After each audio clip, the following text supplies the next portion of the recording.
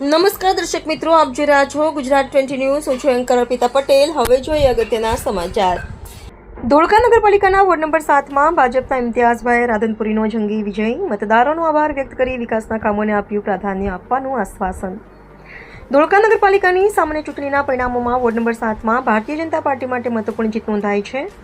ભાજપ તરફથી પ્રથમ વખત ચૂંટણી મેદાનમાં ઉતરેલા ઇમ્તિયાઝભાઈ ઇસ્માઇલભાઈ રાધનપુરીએ મતદારોનો વિશ્વાસ જીતી જંગી બહુમતી સાથે વિજય પ્રાપ્ત કર્યો છે.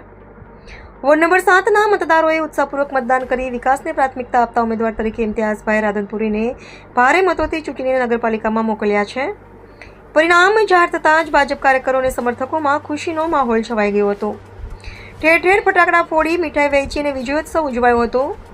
વિજય બાદ ઇમ્તિયાઝભાઈ ઇસ્માઇલભાઈ રાધનપુરીએ વોર્ડ નંબર 7ના તમામ મતદારો, ભાજપના આગેવાનો, કાર્યકરો અને સમર્થકોનો દિલથી આભાર વ્યક્ત કર્યો હતો. તેમણે જણાવ્યું હતું કે આ જીત વ્યક્તિગત નહીં પરંતુ સમગ્ર વોર્ડના લોકોની જીત છે.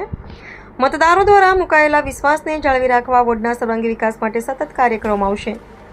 તેમણે વધુમાં જણાવ્યું હતું કે વિસ્તારમાં રસ્તા, પીવાનું પાણી, ડ્રેનેજ, સફાઈ વ્યવસ્થા, સ્ટ્રીટ લાઇટ તથા નાગરિકોની મૂળભૂત સુવિધાઓને પ્રાથમિકતા આપવામાં આવશે.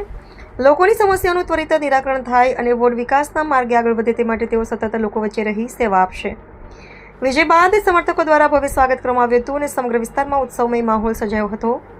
સ્થાનિક નાગરિકોએ પણ નવા પ્રતિનિધિ પાસેથી વિકાસ કાર્યોને લઈ મોટી અપેક્ષા વ્યક્ત કરી છે. Ward number 7માં Bharatiya Janata party તરફથી મેં પહેલીવાર ઉમેદવારી કરી હતી અને પહેલીવાર જ પ્રજાએ મને ખૂબ સાથ સહકાર આપી વિજય બનાવ્યો છે.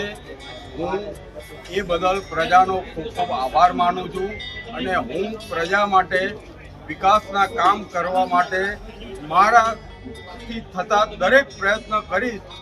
અને ભારતીય જનતા પાર્ટીના અંદર અમે પહેલાંથી અમારી પેનલના અંદર 2 ઉમેદવાર તો બિનહરીફ થયેલા જ હતા.